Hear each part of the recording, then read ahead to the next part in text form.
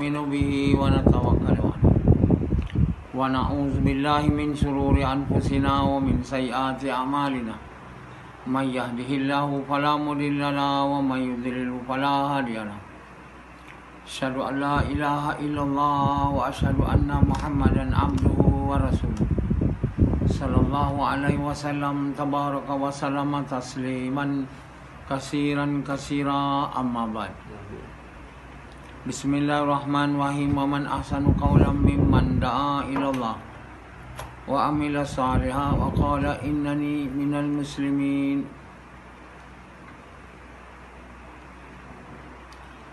Tuan-tuan, bapa-bapa sekalian, berapa banyak usaha kita buat untuk dekat dengan Allah, itulah Allah akan jadi lebih dekat dengan kita. Sebab itu Allah bagi tahu, kalau kamu merangkak, mana mau ke aku akan berjalan. Jadi usaha yang kita buat untuk dekat dengan Allah tu sikit, Allah datang kat kita banyak. Sebab itu maksud hidup kita nak jadi kekasih Allah. Sebab itu dalam hadis kursi Allah beritahu, kalau kamu merangkak, aku berjalan. Kalau kamu berjalan, aku berlari. Tapi Allah tak akan berjalan kat kita kalau kita merangkak pun tidak. Maknanya kalau kita tidak buat usaha untuk dekat dengan Allah, Allah takkanlah dekat kita. Itu maknanya manusia itu kena usaha. Tak boleh kita kata Allah biar datang kat saya. Siapa pula kita? Macam Rasidi mau Allah dekat dengan dia. Dia tak nak. Tak mungkinlah Allah nak dekat dengan dia. Siapa dia? Dan siapa Allah, kan? Allah Tuhan kita.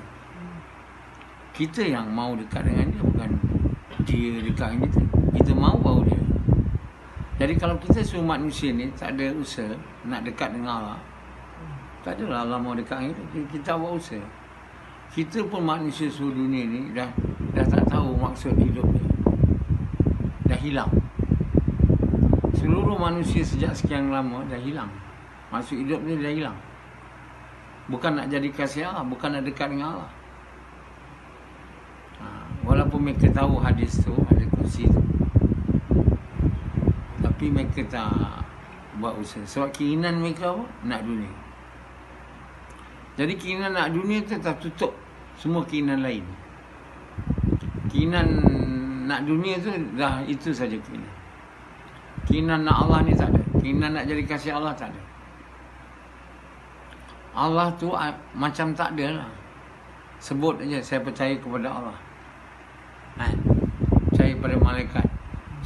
Percaya kat mulut. Keinginan nak dekat dengan Allah tak ada. Nak jadi kasih Allah tak ada. Jadi usaha tak ada. Nak tahu apa jalan dia. Tahu tak kita jalan nak jadi kekasih, nak jalan yang kita patut ikut untuk jadi kekasih Allah. Jadi banyak yang kata zikir jalan dia. Setengah kata ilmu jalan dia. Setengah kata ibadah jalan dia. Macam-macam. Kamu tengok Quran, Allah bagi tahu, katakanlah wa ma illa jalanku. Itu macam tak nampak pula ayat tu. Tak ada pun sebut. Macam tak nampak. Tak nampak jalan. Sedangkan bukan Allah nak sembunyikan jalan macam kita dapat dari fairy tale lah. Jelas Quran bagi tahu inilah jalanku. Katakan kepada dia, jalan inilah buat jadi Muhammad jadi kekasih. Ya. Kalau orang tak buat usaha ni, dia tak tahu. Dia beribadat. Asal semayang dah lah. Puasa, lepas tu naik haji, kalau dia zakat. Apa sebab dia dapat masuk surga? Sedangkan kita tak dapat masuk syurga tu kalau Allah tak masukkan kita. Jadi kita mula kena buat Allah suka dulu, baru kita boleh dapat syurga. Syurga tu bukan milik kita, bukan amal kita boleh buat kita dapat masuk syurga. Yang dapat masuk buat kita masuk syurga adalah Allah. Sebab itu maksud kita yang pertama, Allah suka kita. Bila Allah sayang kita, suka kita, baru kita dapat masuk syurga, selamat dari neraka. Jadi untuk Allah sayang kita ni, memang kita kena taat perintah Allah. Tapi daripada semua perintah Allah, dia ada perintah yang paling Allah suka. Ada yang kurang suka. Rasidi tahu kalau dia tak ikut saya. Mana dia tahu? Dia tahu semayangnya lah. Semayang dah lah. Semayang lah itu maksudnya. Ini nak jadi kasih Allah semayang. Puasa. Jadi nak jadi kasih Allah, perintah yang paling Allah suka ialah perintah mengajak kepada dia. Logical lah. Takkan pula menyembah dia lebih Allah suka daripada usaha mengajak manusia kepada dia. Tujuan Allah jadikan manusia ni untuk dia. Maksudnya untuk dia jadikan Allah kekasihnya, bukan yang lain. Itu tujuannya. Tapi manusia semua tak mau dekat dengan Allah, lari semua. Jadi tentulah Allah tak suka kan manusia lari dari Allah, pergi kepada dunia. Jadi umpama manusia yang lari ni, yang tu hilang terus. Orang yang tak mau mengucap lah, tak mau mengaku tiada Tuhan melainkan Allah, mengaku tak nak, terus hilang lah tu. Jadi semua orang kafir kat dunia, orang hilang. Kalau manusia ni umpama anak lah kepada Allah, umpama lah, children of God. Mereka yang kafir tu, yang tak mau mengucap La ilaha illallah Muhammad Rasulullah, tu umpama hamba yang hilang. Kemudian yang tak taat, yang tak buat kerja mengajak manusia kepada Allah, yang tak ada solat, mengucap je, atau semayang, kadang semayang tidak. Ini anak yang degil. Lepas tu yang ketiga, anak yang baik. Satu anak yang hilang, satu anak yang degil, satu anak yang baik. Macam Sufyan ni, dia anak yang degil. Hanzalah anak yang degil. Degil ni tak taat. Anak yang baik, anak yang taat lah. Semua perintah. Jadi kalau kita kedua ibu bapa, mana satu anak kita suka? Memanglah kita sayang semua anak kita. Tentulah kita sayang anak yang baik. Dan kita mahu anak yang hilang supaya datang balik. Dan kita mahu supaya anak yang degil taat. Itulah kita kan. Bagaimana Allah? Apa Allah mahu? Dah tu kita tak nak usaha tahu bukan Islam. Macam orang jemaah tabligh. Jadi maknanya kita umpama tak maulah anak yang hilang tu dapat balik. Jadi itu tentu tak masuk akal. Jadi Allah begitu juga, dia mahu yang hilang tu datang kepada dia. Dan yang degil tu, macam Sufyan tu, untuk taat. Dan yang baik makin dekat dengan dia. Jadi bapa tuan yang baik, itu sebab Nabi-Nabi dihantar untuk buat kerja tu. Nabi-Nabi dan Rasul-Rasul dihantar bukan nak goyang kaki. Mereka ialah ahlullah, mereka ahli Allah. Dan kerja mereka itulah mengajak yang hilang supaya mengucap mahu Allah, yang mahu supaya taat dan jadi hamba yang baik, hamba Allah yang baik dan jadi kekasih Allah. Simple ya. Jadi sekarang ni kita kena usaha. Dan kalau kita buat kerja tu, tentulah Allah suka kita. Sebab itu benda yang dia suka. Yang hilang kita ajak datang balik jadi anak Allah. Bukan bila kita Nabi Isa anak Allah, dia bukan anak dalam segi anaknya macam orang lain juga anak. Kita semua children of Allah. Bukan Nabi Isa. Bukan makna kita anak Tuhan, kita ada divinity. Kita tak ada divinity. Divinity hanya untuk Allah. Apa salahnya Kristian tu? Dia letak divinity, ketuhanan pada Nabi Isa. Itu tak boleh. Dalam konteks Isa anak Tuhan yang tak ada divinity, kita pun anak Tuhan. The children of God. Jadi Allah Subhanahu Wa Taala sayang kepada kita. Macam mana ibu, bapa sayang pada anak dia. Anak yang hilang pun dia sayang, bukanlah dia tak sayang. Tapi kalau satu orang berusaha untuk bawa anak hilang tu datang balik kat dia, mak bapak dia tu sangat sukalah dekat anak datang balik. Jadi begitu gembira dia sampai dia peluk orang yang bawa anak dia dulu daripada peluk anak dia. Dia tengok anak yang datang tapi dia peluk orang yang bawa anak dia tu dulu. Daripada peluk anak dia yang hilang tu. Itu begitulah alam Ta'ala. Bila kita buat usaha supaya orang bukan Islam yang mengucap kalimah Allah, saya suka pada kita. Allah suka kat dia yang mengucap tu. Tapi dia suka pada kita ni. Dan kita ajak orang yang dah mengucap supaya taat, Allah lagi suka. Sebab dia boleh buat kerja. Mengajak yang tidak mengucap. Jadi yang mengucap tu belum buat kerja lagi. Yang buat kerja tu yang Allah suka. Jadi waman ahsanu qawlan mimman da'a ila Allah wa amila salih. Percakapan siapa lebih baik? Percakapan mengajak manusia kepada Allah. Jadi kerana itulah mengajak manusia kepada Allah itu jalan untuk jadi kasih Allah. Maksud hidup. Katakanlah wahai Muhammad, inilah jalanku mengajak manusia kepada Allah. Sebab itu kerja mengajak manusia adalah tarikat, jalan untuk jadi kekasih Allah. Kita kena pilih jalan tu. Kalau kita tak pilih jalan tu, pilih jalan cari dunia, kita salah jalan. Kalau kita pilih jalan berzikir, kita salah jalan. Kalau kita pilih jalan belajar agama, kita salah jalan. Kalau kita jalan ibadah, kita salah jalan. Kita tak dapat jadi kekasih Allah. Simple je Quran tu. Iaitu nak jadi kekasih Allah, iaitu maksud kita. Kita kena ikut jalan yang betul. Pertama kita kena pilih jalan tu. Ini umat ni dia tak pilih jalan tu. Kita kata, kita ajak dia, mari kita buat kerja ni. Dia tak nak. Dia kata ini kerja orang tinggi. Saya rendah. Saya hanya semayang, basic. Dah. Dia kena ikut dia melalui jalan tu. Dan bila berada di jalan tu, belum sampai lagi. Baru start. Macam Sufyan, ada kat jalan tu. Dia belum sampai ujung dia. Jalan baru pilih betul. Sampainya tak tahu lagi. Sebab dalam jalan tu dia banyak syaitan. Tepi kiri kanan jalan tu. Kadang syaitan tu berjaya bawa dia keluar daripada jalan tu, masuk gaung. Jadi dia berjaya ajak Sufyan ikut jalan lain. Dia berjaya ikut Rashidi bawa. Tak adalah sampai ujung Rashidi. Dia cakap lah I used to. Saya pernah ikut doktor dulu. Saya pernah ikut doktor.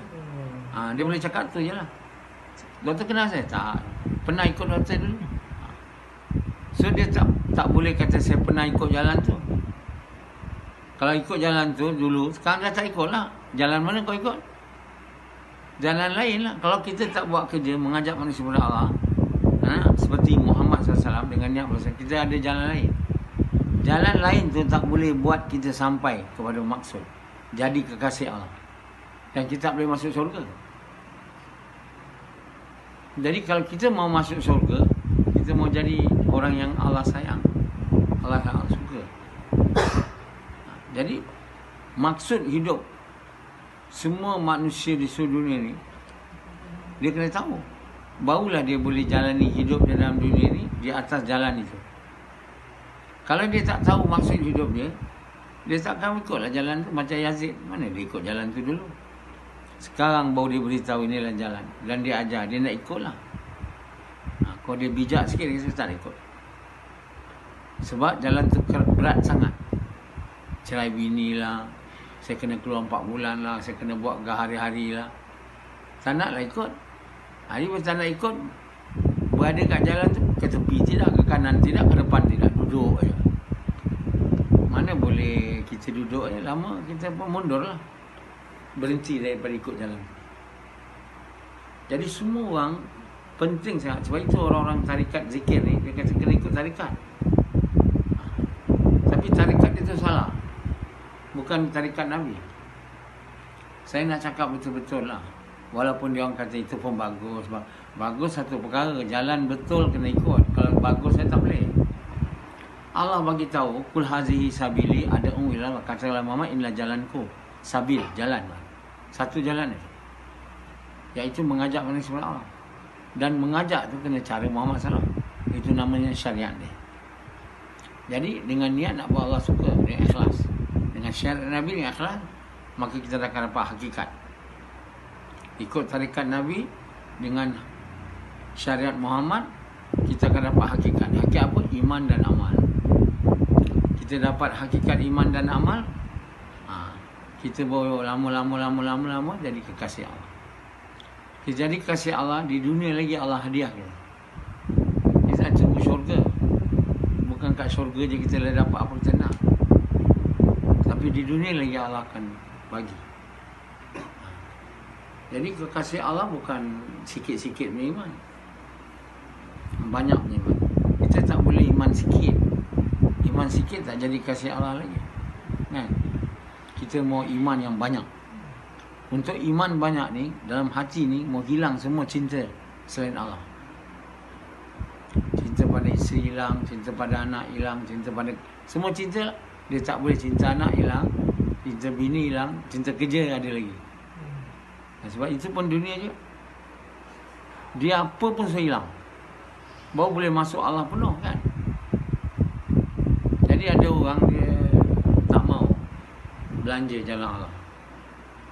Tak ada lagi keluar cinta dunia duit. Tak nak tinggal kerja, tak adalah hilang cinta kerja. Tak nak tinggal bini, tak adalah hilang. Jadi untuk benda tu hilang, kena dikorbankan, kena ditinggalkan, untuk buat kerja mengajak manusia kepada Allah. Jadi kalau kita nak dunia juga, kita naklah korban. Jadi mana boleh Allah masuk, cinta Allah masuk. Cinta dunia tu kita sayang sangat dia. Kita nampak faedah pada dunia. Hati kita nampak faedah. Kita nampak faedah jadi kasih Allah. Tapi sebenarnya dunia itu tak boleh bagi faedah kepada kita. Dia tak boleh bagi bahaya. Mata kita saja ditipu. Tiada yang boleh bagi faedah, tak ada yang boleh bagi bahaya melainkan Allah. Tapi mata tu yang tipu kita. Yang buat kita percaya hari ni dunia ni bagi faedah, bukan sebab dia boleh bagi faedah, sebab mata kita nampak dia bagi faedah. Jadi mata kita tipu kita dan kita telah percaya. Sebenarnya apa yang kita percaya itu tak benar, illusion. Tapi telah jadi benar sebab kita dah percaya. Maka kerana kita percaya dunia itu bagi faedah, maka kita pun sedia berusaha untuk mendapatkan dunia. Kita sanggup bagi masa untuk dapat dunia. Kalau untuk dapat iman dan amal saya, kita tak sini. Kenapa kita tak sini? Kita tak nampak faedah dalam iman, kita nampak faedah dalam amal. Kita nampak faedah dalam dunia, dalam duit, harta. Nampak? Kita nampak duit tu dapat benda, benda tu berharga. Walaupun dia cakap dunia dan harta seisinya 2 kali ganda, tak dapat bau syurga. Itu tak membuatkan kegairahan kita pada dunia tu hilang. Itu cakap je. Kita sekarang kat dunia ini mau. Kalau duit tak ada, tengok aku ni apa dia.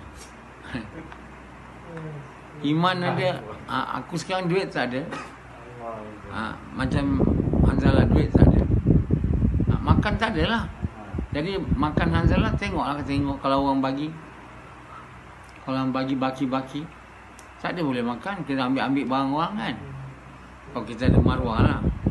Kalau kita ada maruah, kita makan aja lah, tanpa orang tu izin kita. Betul tak?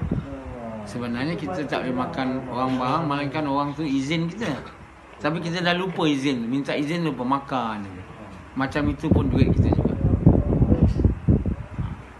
Jadi sebenarnya kita nampak tak ada kerja, duit tak ada. Maka kita mau kerja. Kerja mau gaji banyak lah. Part time mana boleh. Jadi bila kita full time bagi masa untuk kerja, less time lah untuk iman dan amal. Jadi bila kita bagi masa untuk iman amal tu pada mula-mulanya, takkanlah datang berkat tiba-tiba. Kita baru usaha iman sikit aja. Oh, mana dia berkat tu? Mana dia rahmat tu? Kata Besar, sikit cukup, banyak bagi sedekah, Tak ada dengan doa. Mana nak mula-mula berada jalan tu dah dapat. Itu manusia tak mau sabar. Tak sabar.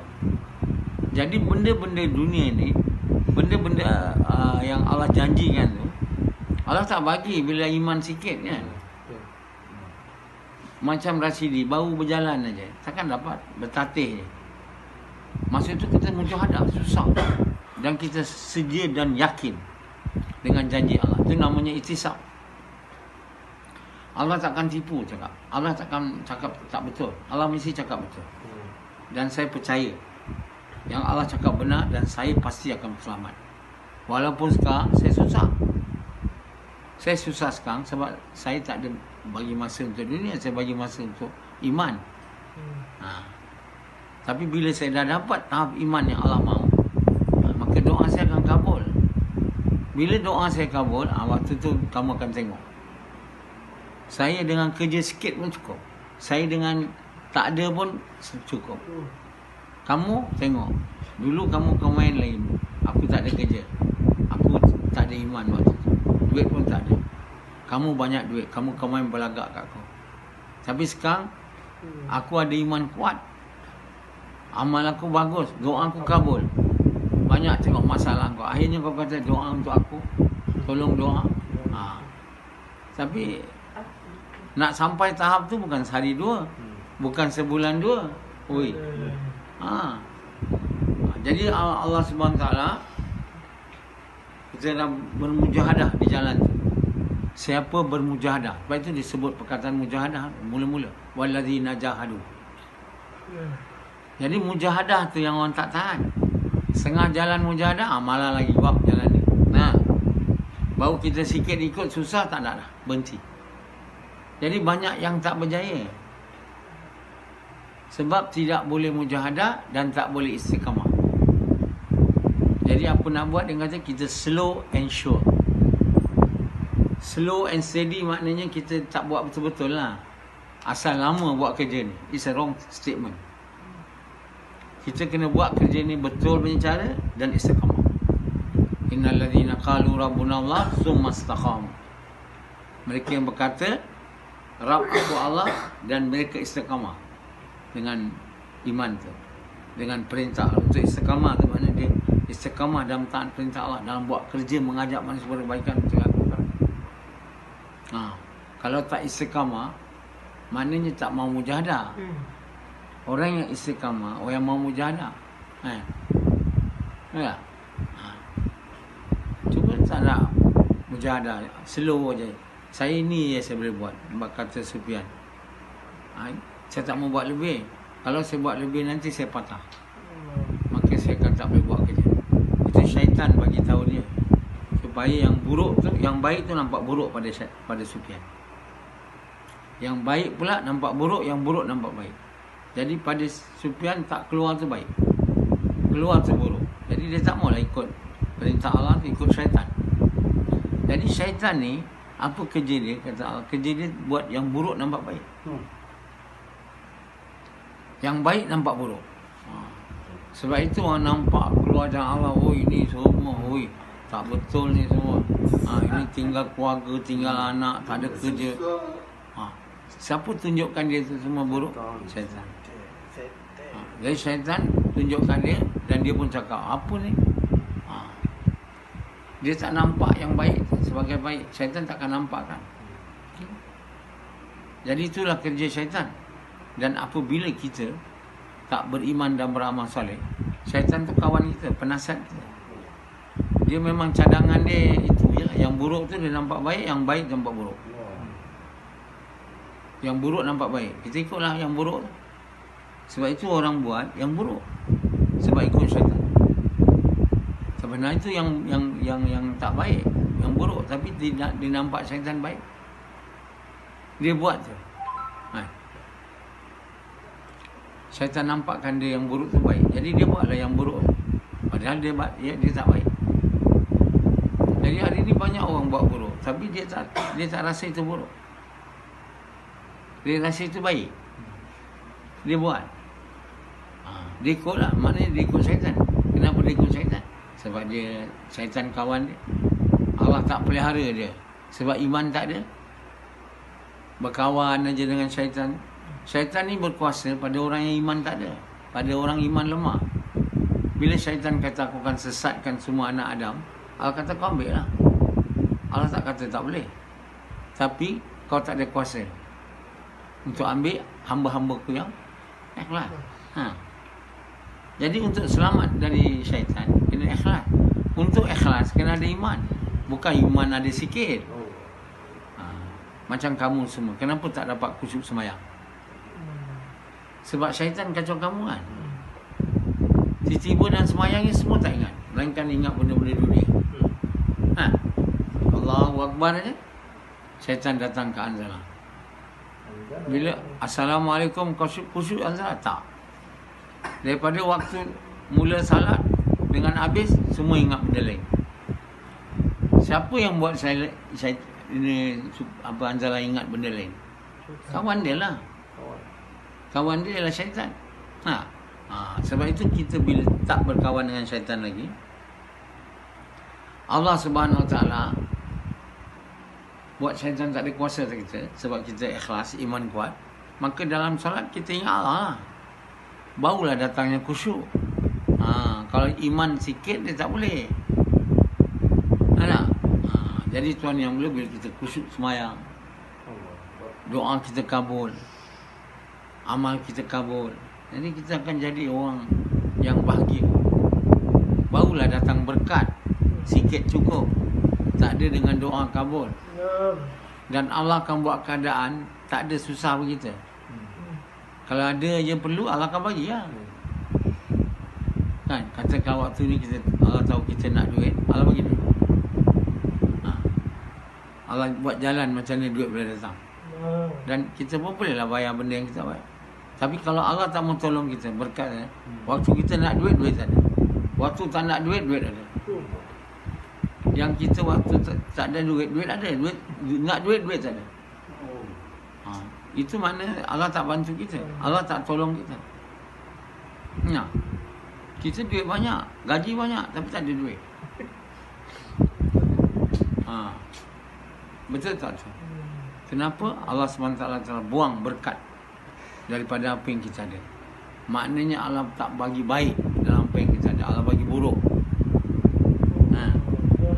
Jadi benda baik buruk ni dari Allah. Bukannya dari benda tu yang kita ada tu. Kita ada duit banyak, dia bukan tak boleh buat apa dia. Berkat yang Allah letak. Nabi SAW miskin kan, tapi dengan doa, cucu dia tak ada susu, dengan jari dia keluar susu. Satu mangkuk susu boleh cukup 70 orang. Mana boleh itu kalau Allah tak letak berkat. Perang Kandak, sahabat tu kata, makanan saya sediakan untuk 5-6 orang. Nabi bilang, boleh aku ajak semua dia. Uish. Aku pun susah nak cakap tak boleh. Sebab apa? Itu Nabi kan. Dia cakap kat saya, boleh tak aku jemput semua dia ni? Saya nak cakap tak boleh, tak boleh. Boleh ya. Tapi dia lari bagi tahu bini aku. Tapi Nabi SAW tunjukkan pada sahabat, inilah namanya berkat. 5 orang makan sekali. Buka, habis 5 makan, habis 5 makan, habis 5 makan. Sampailah semua makan. Makanan untuk 5 orang cukup untuk 1,500 orang keluar. Jadi peristiwa-peristiwa seperti inilah pelajaran. Kita kata itu Nabi. Yalah, kalau kita dapat iman yang kuat, yang Allah buat kita jadi kekasih dia, maka Allah buatlah keadaan yang sama. Bukan Allah bagi untuk Nabi, untuk siapa yang dapat iman kuat, yang mana dia dipilih jadi kekasih Allah. Jadi siapa saja, bukan saja Nabi. Maka tidak adil kalau Nabi. Sebab kerja mengajak manusia kepada Allah bukan kerja Nabi, kerja mereka yang ikut Nabi. Kita je yang tak nak ikut. Kita boleh kan, Nabi Muhammad, tapi bab dakwah tu saya tak ikut. Saya hanya semayang aja ikut. Macam sekarang umat Islam, Nabi kau siapa? Muhammad. Nabi ajak orang kepada Allah kan ikut? Itu tak. Yang kerja Nabi yang mengajak orang kepada Allah, saya tak ikut. Saya ikut kedua punya, yang semayang. Itu tak boleh kan? Bila kita kata kita ikut Nabi, kita ikut semua. Jadi kerja dakwah yang dibuat Nabi, kita dah tak buat. Hari ini kita telah berdosa, kita tak sedar. Macam mana kita berdosa, tak ikut Nabi, kita boleh dapat jadi orang beriman, beramal soleh. Jadi kata tak bolehlah. Jadi salahnya sekarang umat Islam, kita ikut Nabi, tapi yang bab tu kita ikut. Tak boleh.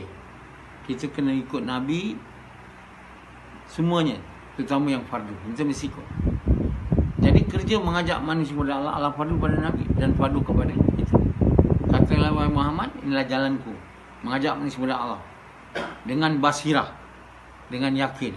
Dan inilah jalanku dan jalan mereka yang ikut aku. Macam mana boleh orang semua ulama-ulama Islam selama ni lupa ayat ni?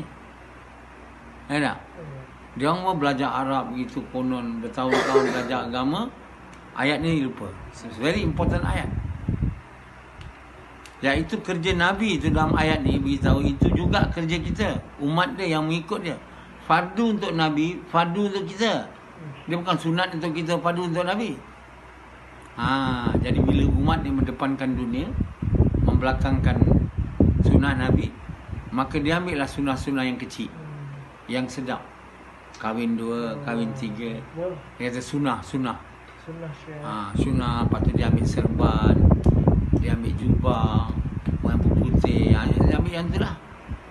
Jadi pakaian sunnah ni memang tak berat sangat lah. Masuk pakai je dalam seminit habis. Bukan dia susah. Tapi yang susah tu, nak susahkan agama ni, nak buat kerja agama ni dengan susah payah, hari-hari. Inilah yang Allah mahu. Dan inilah sunnah Nabi yang besar. Sunnah jubah, pakai serban, janggut macam Rasidi. Apa susahnya Rasidi pakai janggut? Letak je. Tak buat apa. Hanya ditakuti sunnah Nabi. Janggut tu tak jadi sunnah. Kalau iman dia tak kuat, dia ambil janggut tu, niat dia nak tunjuk saya orang agama. Jadi kalau Sidi pakai janggut, tunjuk orang agama, dia sunnah. Janggut tu tak sunnah. Dia hanya sunnah bila janggut tu dibuat untuk suka Allah. Berjanggut untuk suka Allah, bukan passion. Bukan sebab gaya, bukan sebab rupa. Kalau dia buat rupa, bukan niat ikhlas, dia tak jadi sunnah. Itu orang selalu tak faham. Kalau kita kahwin 2, bukan untuk suka Allah, mana dia jadi sunnah tu? Kahwin 3, kahwin 4, banyak isteri je. Sunnahnya tak. Sebab kita dah kahwin bukan untuk suka Allah. Kerana isteri, kita dah tak buat kerja agama dah. Kerana isteri, kita tak keluar jalan Allah dah. Macam mana boleh sunnah pula? Jadi atas perkara itu tuan. Kita kena bangun, bagi nama untuk jadikan kerja ni kerja kita yang paling utama. Dan masa untuk keluar 3 hari. Bila? Minggu depan. Bismillah. Bulan depan.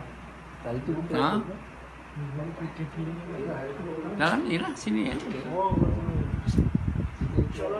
Apa pula nak tukar-tukar susah-susah lah. Kamu dah bayar? InsyaAllah. Selamat. Ini dekat lagi nak